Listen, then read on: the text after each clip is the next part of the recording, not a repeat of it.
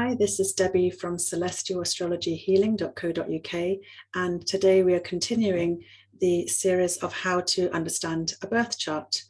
This is part 3, and what I've suggested in part 1 and 2 is accessing a free birth chart from several websites. You can use astro.com or AstroSeek or Cafe Astrology. So entering in your birth data, your date,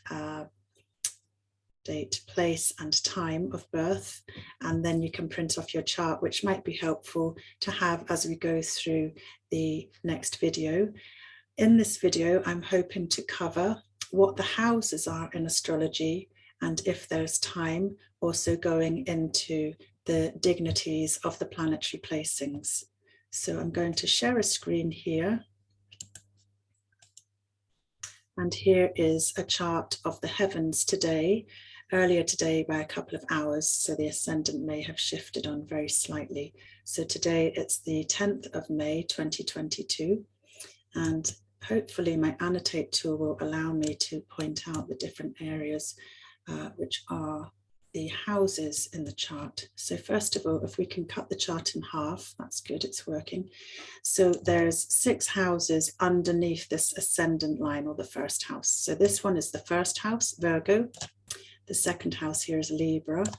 The third house here is Scorpio, upside down with a sting. The fourth house here is Sagittarius. Again, the arrow is upside down. The fifth house here is Capricorn.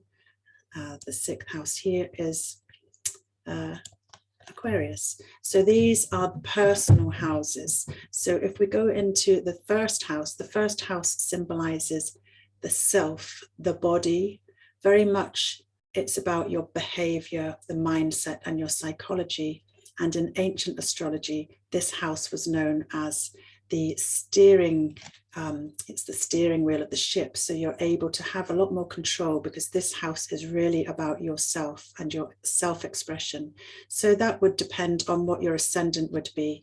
If your ascendant was Scorpio, your first house would be have Scorpio on the house cusp, and therefore your first house would be Scorpio, using whole sign ancient astrology. If your ascendant was Cancer, then your first house would be Cancer, and then that would have a bearing on your personality. The nature of Cancer instead of Scorpio, for example, would have a bearing on your personality.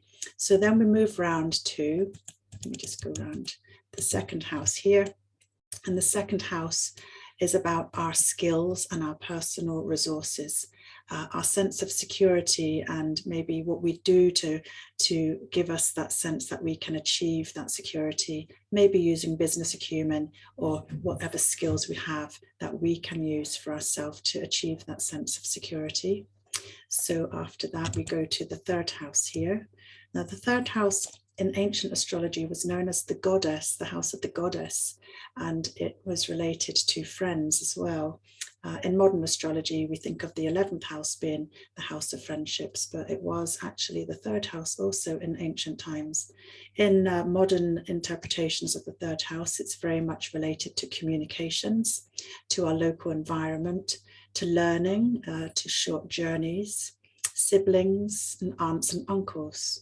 So that's the third house. So it's about learning, early learning, publishing, short journeys, those sort of things. So the fourth house is related to the home, the family, your ancestry, the roots, and the land, and also your father in ancient astrology. Sometimes it can be both parents. So that's the fourth house. And again, it depends on what sign is on the house cusp, which would flavor the energy around this area of the person's life, the native's life, whoever's chart it is that we're looking at. So now we go to the fifth house. Now this fifth house was known as Venus's joy. So it's house of fun, recreation, love, appreciation of anything that's beautiful, arts, romance, creativity, and also the house of children. So if you're a sporty person, this might be reflected by your fifth house, or you might be a gambling type of person, or you might be a very creative and artistic type of person. So it really depends on the whole makeup of your chart to know how that would be expressed. But that's the 5th house of Venus's joy. And then we go to the last personal house underneath this ascendant line that I've cut across the chart. And this is the house, the 6th house of Mars's joy. So when we think about Mars, he's very different to Venus. He's very much the warrior planet, the god that fights and protects and will fight his cause, argue, martyr himself, and he doesn't mind conflict.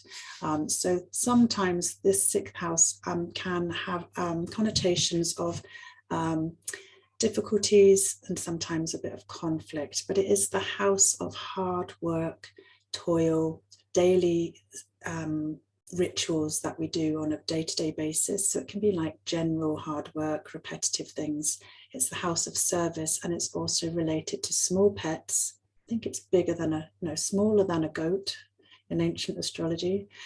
So that would cover cats and small dogs. And it's also related to the health of the native also. So those houses are the personal houses. So then when we think about shared experience, always opposite the 1st house, we have the 7th house. So the 7th house here in Pisces is the house of other. So it doesn't necessarily represent yourself, but it can represent the type of person that you maybe are drawn to be in relationship with in a close sense, such as a personal sexual relationship or a marriage, that type of thing. So that's the 7th house. 7th house opposite the 1st house of self is relationships. And then opposite the 2nd house here, we go across to the 8th house. Slightly wonky, but anyway, that's me using the annotate tool. So the 8th house here is about shared resources rather than personal resources. It's the house that is about joint finances. It can also be about other people's money. It can be what's owed to you or what you owe to others. It can be like bills and mortgages and rents. And it also can be about inheritances, depending on what's going on with transiting planets or what signs on that house. And it can be the house of karmic debt and also related to fears and anxieties. So that's the 8th house. And then we go to the 9th house, which is called the house of God, opposite the 3rd house, which is the house of goddess. So the house of God, when we think about that, it's about using our higher mind to learn more, to find truth, to find understanding in our lives. It's about expanding our horizons. It's about either further education, or it can be about long distance travel and pilgrimages that are very significant to sort of gathering more spiritual or religious input. And it can also represent teachers or leaders or gurus, if that's your bag. Anyway, so opposite the 4th house of home and family here, beneath the earth, is the opposite most obvious place, the 10th house. So the 10th house is a very publicly visible house. It's right above in the chart here, as you can see, and it represents our public status and what we're seen to do in our career or our vocations in life. It's our public reputation, and it's highly visible in the heavens. So when we're at home, normally the work, it's not always like this nowadays, but traditionally home would be separate from our career here. So home and career are opposite here.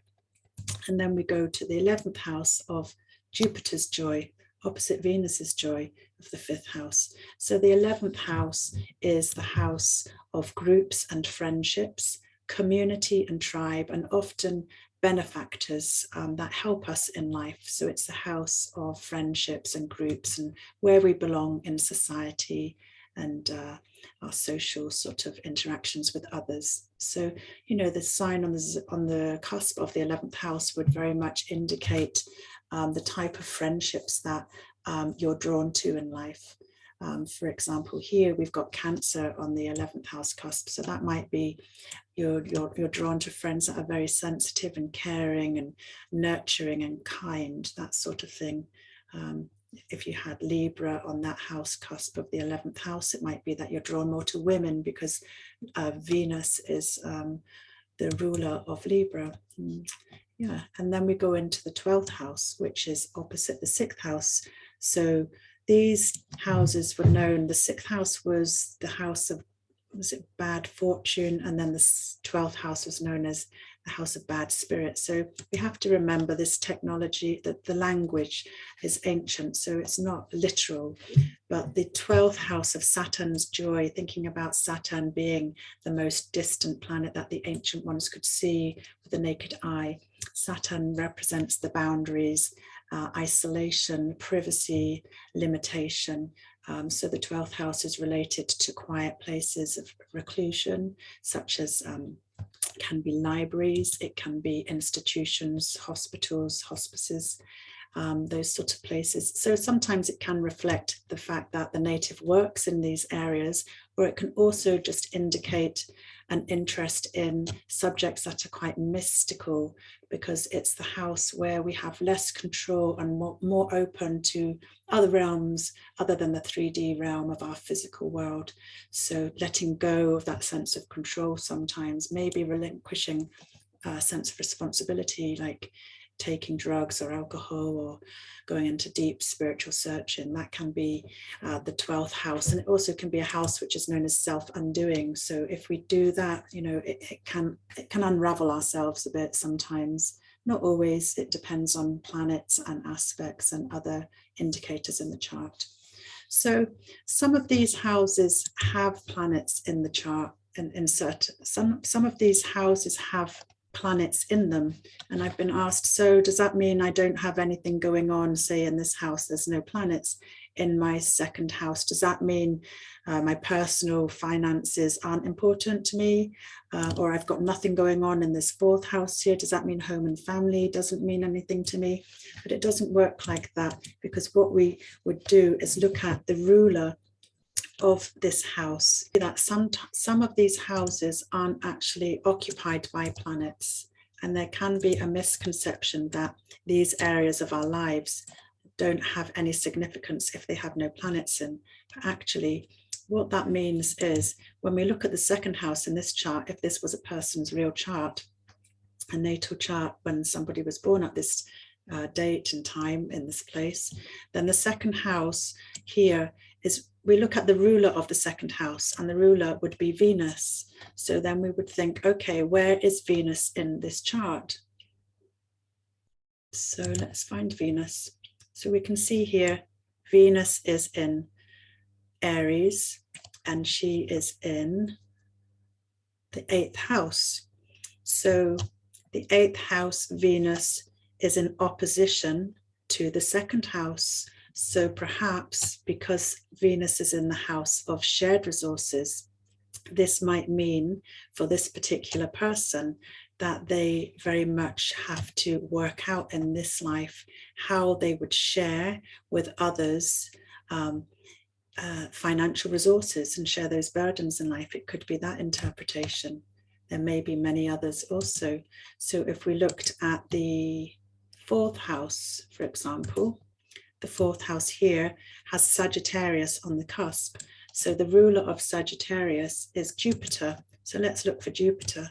So Jupiter is in the 7th house of Pisces at the anaretic degree, 29 degrees, 55 minutes. So actually Jupiter will be moving into Aries. I think it's later tonight, actually. There's only 5 minutes left before Jupiter moves into Pisces, but I digress.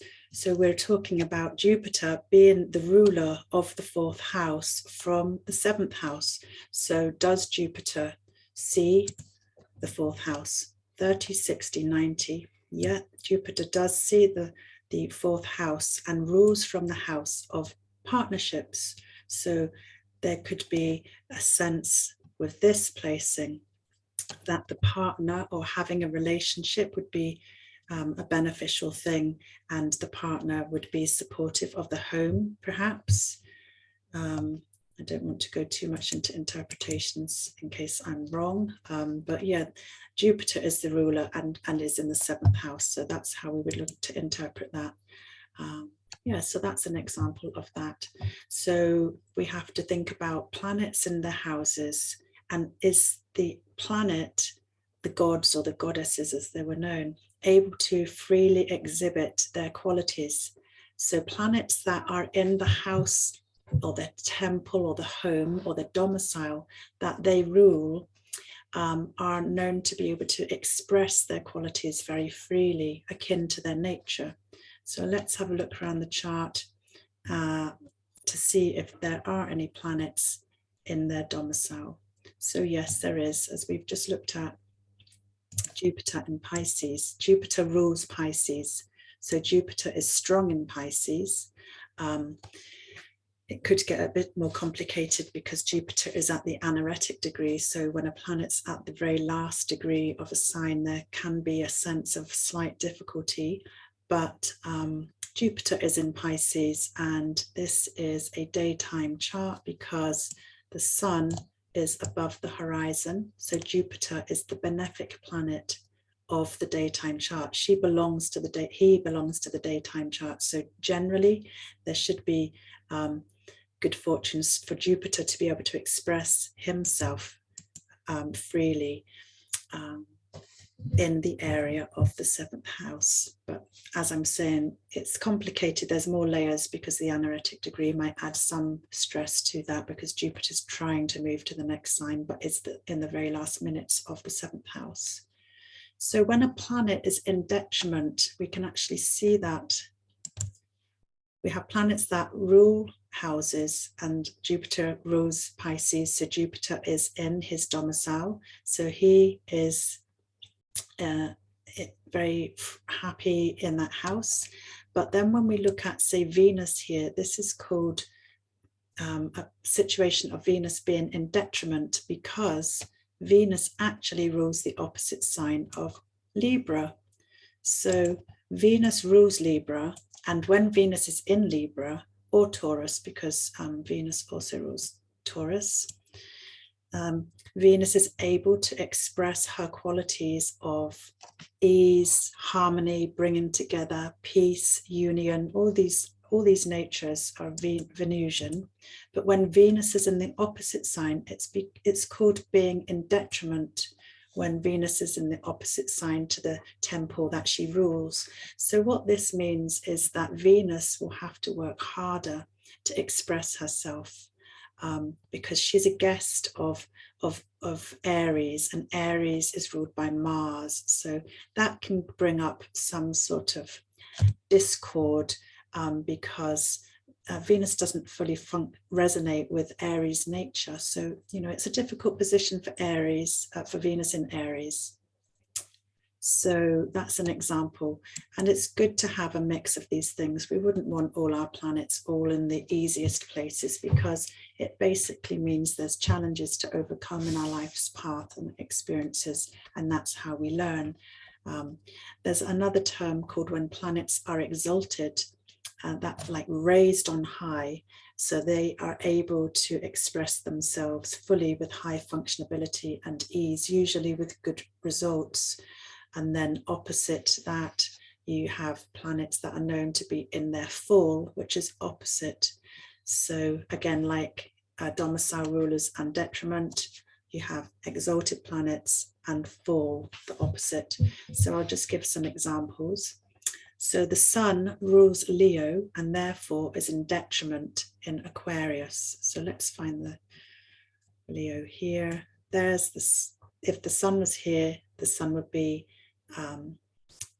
in his domicile. The sun is known to be in detriment in Aquarius. The sun is exalted in Leo, raised on high, because no, actually that's wrong. The sun is exalted in Aries, raised on high, and therefore the sun is in detriment in, as Aries, in Libra. Okay, so it's basically having a memory of the opposites because the opposites are similar. They have similar modalities. For example, Aries is cardinal fire, opposite Libra, which is cardinal air. So always fire and air are opposite each other. and always water and earth are opposite to each other.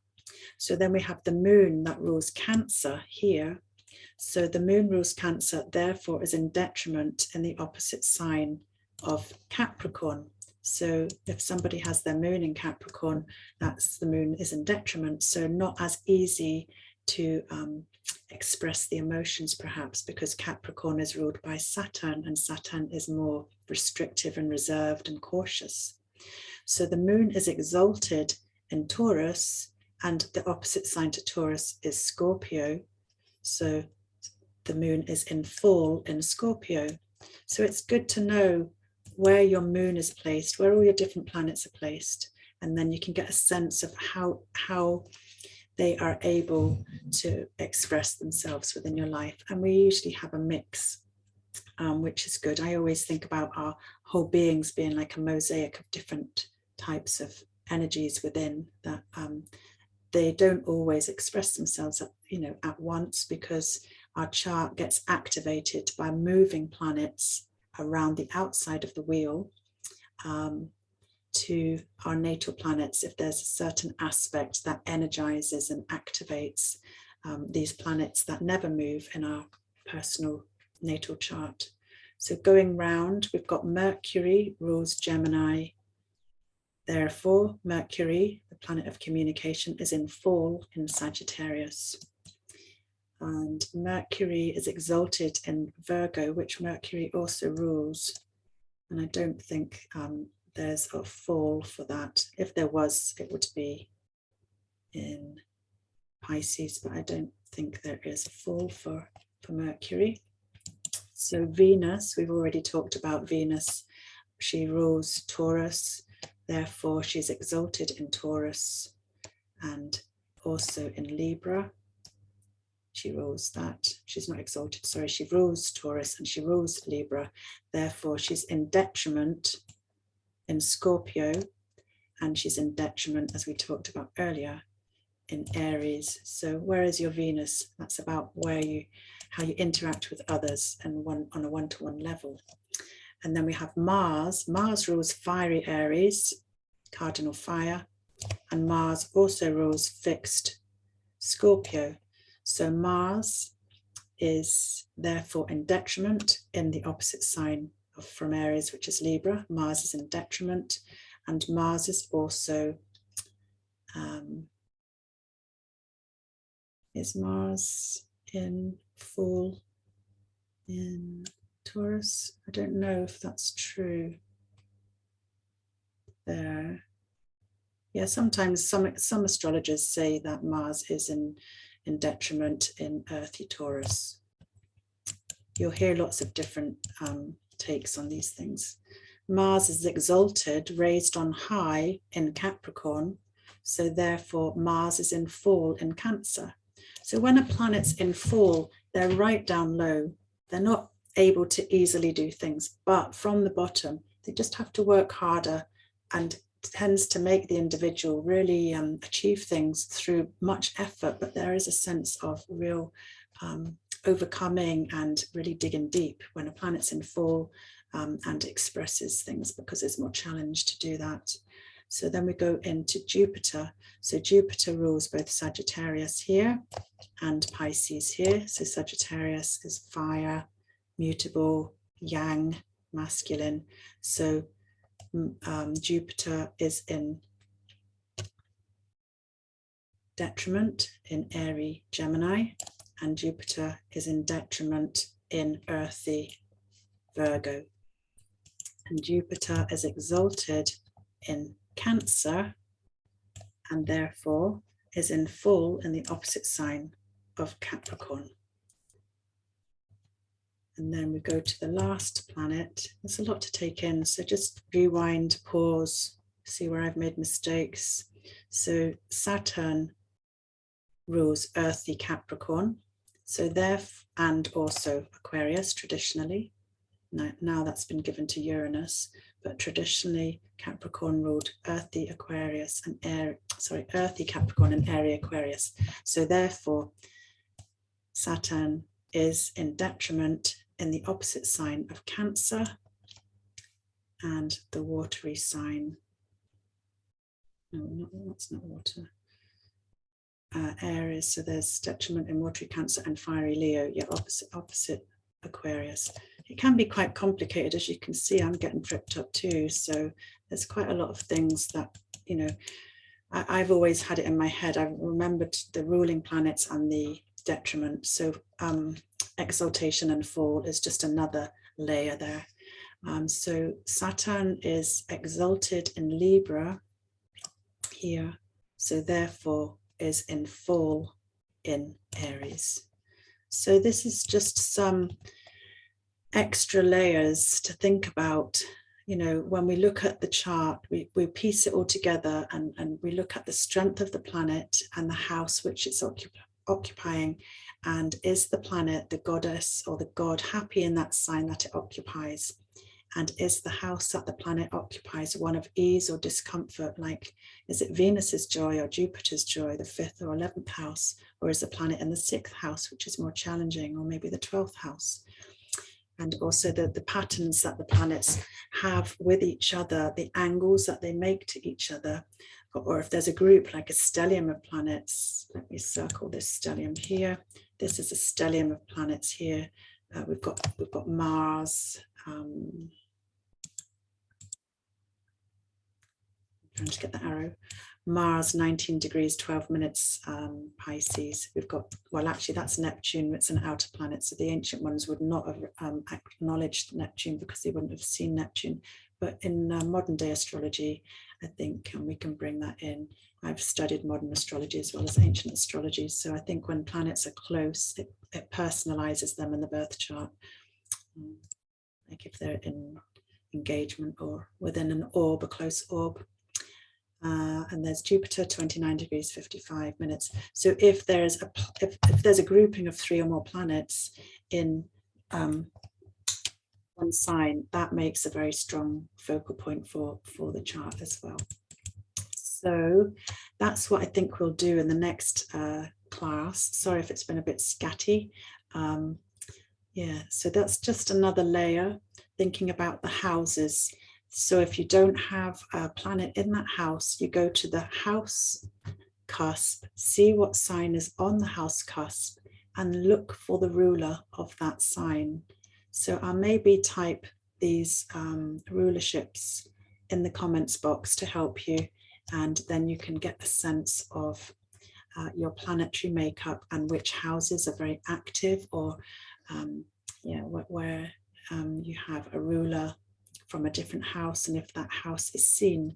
So we'll go into the aspects next in the next lesson, and also we'll also look into the elements of the signs of the zodiac and the modalities. So thanks for listening and bearing with me, and hope to see you again. Thanks very much. And if you're interested in chart reading from me, you can always look at the link below, www.celestialastrologyhealing.co.uk. So thanks for listening. See you next time.